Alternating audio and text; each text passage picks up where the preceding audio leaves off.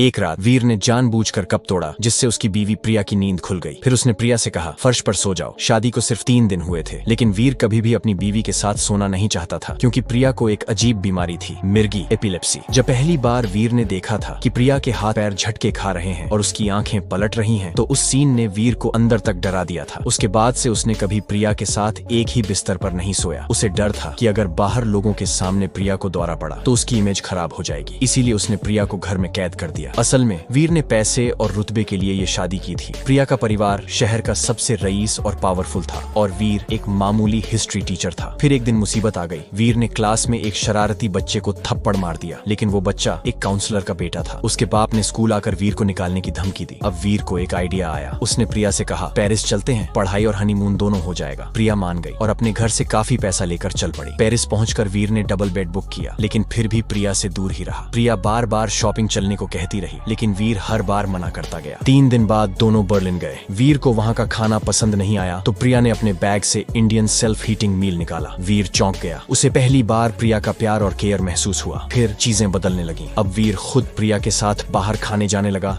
Dance करने लगा और जब कोई आदमी प्रिया को घूरता तो उसे थोड़ा जलन भी होती। एक बार जब किसी बार की लड़की ने वीर को फ्लर्ट किया तो उसने पहली बार अपनी वेडिंग रिंग दिखा दी। प्रिया को पब्लिकली अपनाया। ट्रिप के दौरान वो ऑनलाइन क्लास भी ले रहा था ताकि अपनी टीचर वाली इमेज भी सुधार सके। फिर एक दिन प्रिया को अचानक दौरा पड़ा, लेकिन इस बार वीर डरा नहीं। उसने प्रिया को गोद में उठाया और सीधे हॉस्पिटल ले गया। वो उसे पूरी तरह अपना चुका था। जब दोनों इंडिया लौटे तो हाथों में हाथ डाले घर लौटे। अब वो वाकई एक अलग न टूटने वाला कपल बन चुके थे। अगले दिन वीर ने स्कूल में जाकर खुद से रिजाइन कर दिया। उसे अपनी पुरानी गलतियां समझ आ चुकी थी। अब वो प्रिया के साथ एक नई जिंदगी शुरू करना चाहता था, कहीं और, एक नया स्कूल, लेकिन इस बार एक सच्चे पति के तौर पर।